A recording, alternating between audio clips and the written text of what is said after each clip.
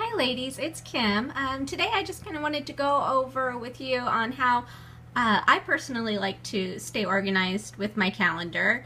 It's different for everyone. Some people prefer to keep their calendar on their phone or maybe on their computer. I personally like using a planner just so I can take it around with me. I can flip back and forth from month to month easily, and I personally just like being able to write stuff down. Just the visual helps me, I guess. But again, whatever works best for you. I'm just going to show you how I do it here. So this is my planner here. It has my monthly views, and then it also has your days broken down. For me, that works best, that I've realized. I also like it because here in the back, I have a little pocket, since I carry it around with me, where I can keep my samples and my cards, and I always have an order form and a catalog with me, just in case. You never know. So I do like that about it. So here is this week here. You can see everything's laid out, what I need to be doing over the next few days. So what we'll do is we'll go ahead and go to next week and work on filling it in, just so I can show you how I do it. So before the week starts, I like to sit down and just look at what's going on. I always write down what's going on personally for me first. That way I can make sure that I block that time out, or I just know what I have going on. So you kind of look through like, oh yay, my sister's birthday. So I even made a note for myself to make sure I get her a card and mail it in time. So I just put in my personal things, like my daughter's catechism, my son has youth group. So I know those times I need to make sure that I'm either available to take them and pick them up, or to make sure I've made arrangements to have that done. Always make sure your family time is scheduled first. After that, then I go through and I start thinking about what days I would like to book parties on. Personally, for me, I love Tuesdays, Wednesdays, and Thursday parties the best. Again, different for everyone, but those there are my favorite days. So what I like to do is I take a little, I don't know, post-it sticker, and I place it on the days that I want to go ahead and have open for a party. So we'll go with Wednesday and Thursday. So that way, you see here I have a party coming up. So now when people book for this party, I can sit down, and when I'm talking to them, I can look next week and be like, okay, these are the days that I've already, that way I'm not like scrambling or booking over things. I already have it ready to go. And you can even go a few weeks out and decide like, okay, let's go ahead and open up this next Thursday too. So then when you're talking to them, you can easily look at it and say, okay, great, I'm so glad you've decided to book a party. I have Wednesday the 8th, Thursday the 9th, and Thursday the 16th available. Which day works best for you? That way you have some options to give them. So I leave that there. When I do book a party, like let's say she says, oh, you know what, Thursday the 9th is perfect for me. Say great, and I'll go ahead and I'll either write it down, or I have these little stickers made up. It says Facebook party, so I'll put that in there, and then I'll write her name on it, on what day or at what time that we have the party booked for. At that point, before I do anything else, I then start to go backwards in my planner while I'm thinking about it. So I would go back, if this is going to be Thursday the 9th, I would go all the way back to Friday, the Friday before, and I would write in here, open Susie's party. And I would write that there. And for me, that means that I'm going to open her Facebook party. I would also put on this Thursday, so then today, as early out as you can, I would put mail Susie's hostess box. And then here on the 4th, I would write PM Susie. The day after the party opens, I like to just shoot my hostess a message and say, hey, the party's looking good, or hey, let's get some excitement going here. Why don't you make a post of, your favorite wraps? just so that way you have it scheduled in, because our days do get really busy, and it's just nice to have it in there so you can look at it and say, oh, that's right, I have Susie's party going on, I need to shoot her a quick message to do some hostess coaching. And then you can come over, maybe a couple days before the party. You can put in there, message Susie, and you can shoot her another message just talking about the party, and maybe get her excited, encourage her to start making that wish list with her wraps, and then ask her, how many she's hoping to get. And then you can tell her, about how much in sales she would need to be able to get that, and just start working with her on that. So that's what I do with parties. I also like this because it has I have a little side area here where I can write down my weekly goals. I like that because then I'm looking at it every single day. I see it. It's there.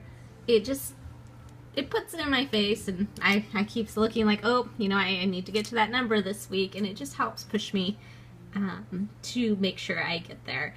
I also use this area to write in who's in their fast starts, and that way I can just make sure I stay in contact with them of my direct recruits. So like here I have, I need to make sure I check in with Kristen and Jennifer. They're in their second month of their fast start, and with Reagan, who's in her third.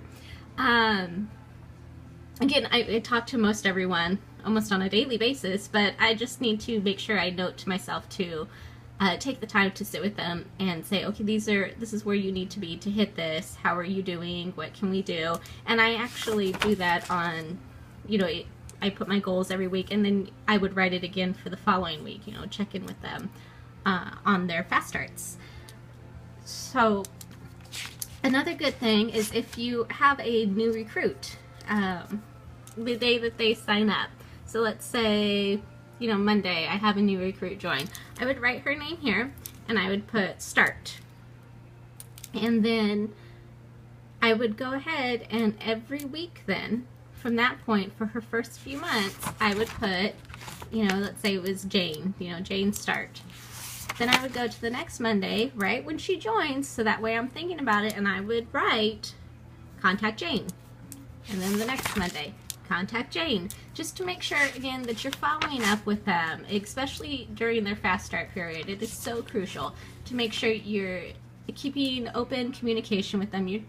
You're mentoring them, you're coaching them, you're helping them, you're answering questions, and you're just available to them. And sometimes people need to be reminded, of exactly what they need to do to get to their fast start. So you want to be there to help them through it. See, another thing I do on my calendar is I use Post-it notes if I need to, for just little reminders to myself that don't necessarily need to be in my planner, because then it would just start taking up way too much space. So like today, I know I'm going to need to message the girls about getting in the Calico vendor event in order, so I can just put it on a sticky note, slap it in there. And then when I open up my planner, I know, okay, I need to do that. And then when I do it, I can just go ahead and take it out. So that's another thing that I do there. Also, I like to pick a follow-up day every week. So once my week starts filling up and I'm seeing, okay, this is what's going on, then I make sure I pick time to follow up with my customers and with all of my consultants. So usually on those days, like I can look here and I can see, okay, well, I know Wednesday mornings are usually pretty good for me, so I'm going to go ahead and mark that as a follow-up day for me.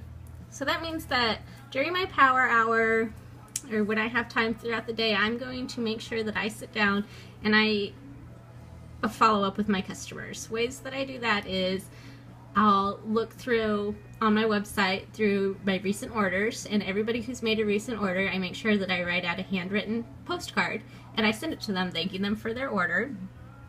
And then I make sure that I keep that tracked, and then I can go back through on another follow-up day and shoot them a message and ask them how they're liking their wraps, or if they got a sample, how did they enjoy their sample. So I just spend that time during that day that I've set aside to make sure I really follow up with them. And also with consultants, if I've been working with them on different things, I'll look through my notes there and go ahead and contact them again and say, hey, last week we were talking about this and this, how's it going? And I keep detailed notes of whenever I'm talking to someone, just so that way it makes it easier to pick right back up into things, especially once you start getting a lot of customers or a lot of consultants. It's good to keep good notes so you don't get conversations mixed up.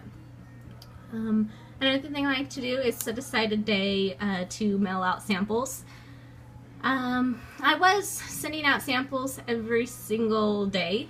As soon as somebody would request one, I'd send it out, and it was just starting to not be an effective way of using my time. So now what I do is I pick 1 or 2 days a week that I send out samples. So when someone requests a sample, I'll usually, if I'm talking to them and they request one, I'll tell them, okay, you know what, I'll send that out on Tuesday, or I'll send that out on Thursday. I don't say I'll send that out tomorrow. That way I just can block time. So let's see, you know, Thursday morning's pretty clear, so let's go ahead and mark that as a mail sample day. So that's going to be the day that all the samples since the last time that have been requested, I know, okay, I'm going to mail those out on Thursday. And I will make exceptions if somebody's requesting one during a party and I need to get it out right away, then I'll go ahead and do that one really quick. But I usually like to keep it to 1 to 2 days a week that I'm doing that. And again, that's so, one, I'm using my time effectively, and 2, I like to track everyone who requests a sample. I use Client Angel, so I like to be able to have that time to just sit down with the program open, put their information in, make sure I know what sample I sent to them, and then I can set up my reminders to follow up with them. That's just what works for me. And then the last thing that I do is I look through of what's going on personally for me, so I know when to block out days that just aren't going to work for a party for me. So like if I come through here, you know, everything looks pretty open, and oh, here, you know, I made plans to go to Witches Night Out.